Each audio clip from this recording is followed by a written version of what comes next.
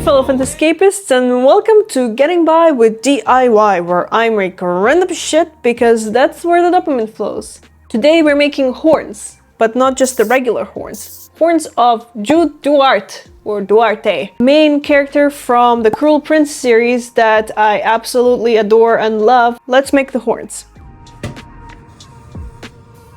I went ahead to my favorite store in the whole wide world, called the dollar store. I got myself a plastic headband that had nothing on it except for the little tooth marks at the bottom to hold on to your hair. Halloween was coming and dollar store was selling these clip-on witch hats, and I thought they looked almost exactly in the shape of the horns that I wanted. So I got those little witch hats. I measured out as to where I want them to be on the headband. And once I marked the spots that I wanted the witch hats to be, I took off the clips because I didn't really need them. I was gonna glue it anyways.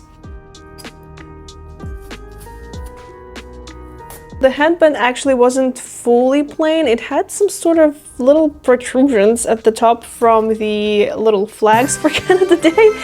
So I used it to my advantage. I cut little holes through the witch hats and I attached them to the headband.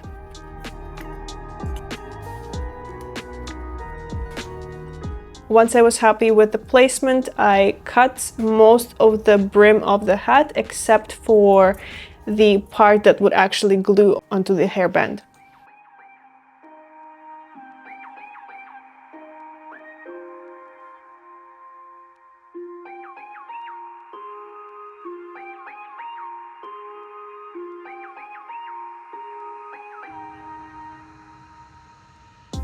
Here's the thing with the horns. I wanted it to look exactly like the artwork looked, but in order to do that, the witch hats couldn't stand like this and they had to be pulled up a little bit. That meant that I had to put something underneath them to level them straight from my head. At first, I used this solid foam that I had left over from another project. However, it wasn't flexible enough and it just wasn't working out the way that I wanted it to. So then I moved on to moldable foam that is kind of like Play-Doh. You can mold it whichever way you want to, so I could take away or put more foam, and it was very easy to fix essentially. Make sure that the headband stays on your head when you are fixing up the shape of the horns. Otherwise, it's not going to look the same on your head versus off of it.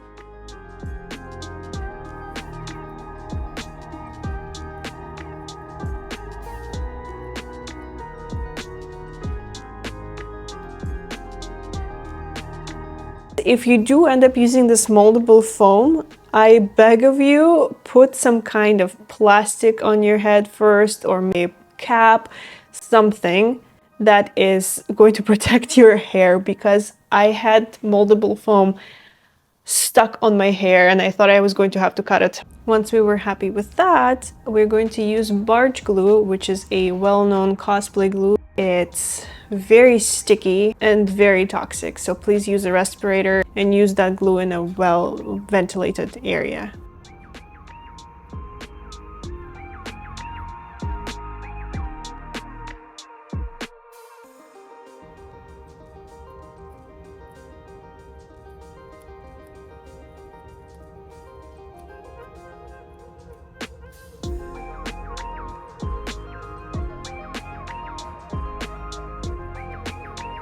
Once we glued everything together and we have the basic shape, you have to dry the foam overnight. We're gonna leave it in the fridge because it's faster with the colder temperature. Next day,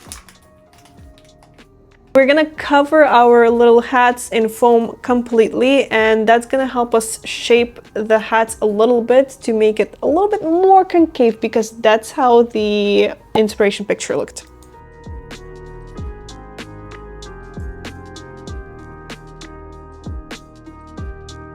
I realized that really you didn't actually need the witch hats. All you could have done was really just use the foam and shape it into the horn shape that you wanted. Anywho.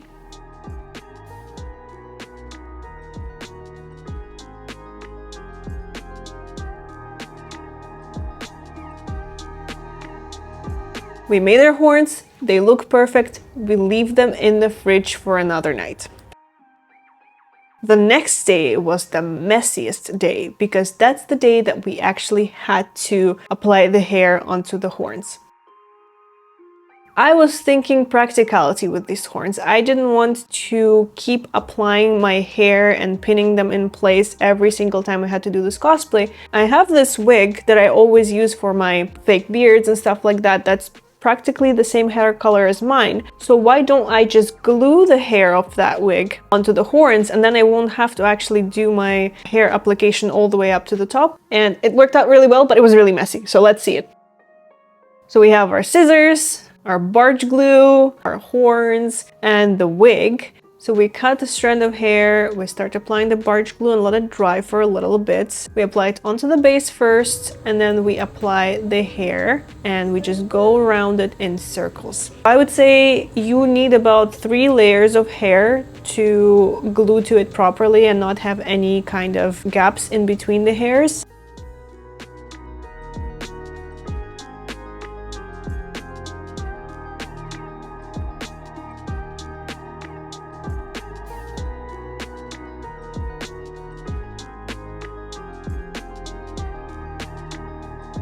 The hardest part is obviously the point, but for the point you really only need the 1 layer.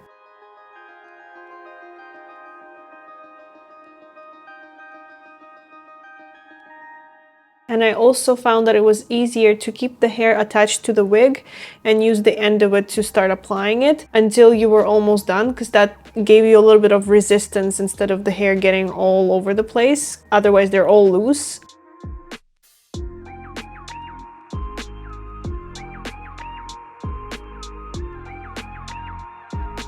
I also wanted to make sure that you didn't see the bend. So I applied the same process of twirling the hair around for the middle of the band.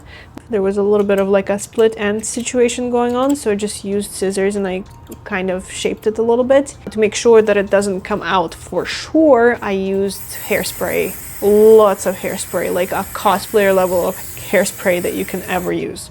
I realized that I still had some gaps or some glue spaces left, so I used the marker to just kind of fill in the spots. They ended up looking just a tiny bit darker than my regular shade, but I don't think it's as noticeable on camera.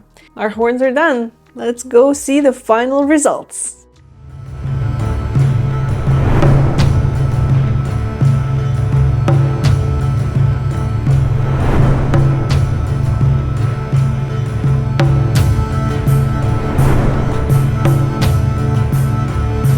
Thank you so much for watching, and a special thank you to my patrons who support me every single day, a month, or whatever it is you would call it. If you would like to support the community, you can keep using the hashtag Fantascapists to spread the word, and also share my content. Please subscribe. You can click the button with the ring bell so you get notifications whenever I post the videos. Bye-bye! When you don't have a scabbard, but you need a picture with the sword at the back.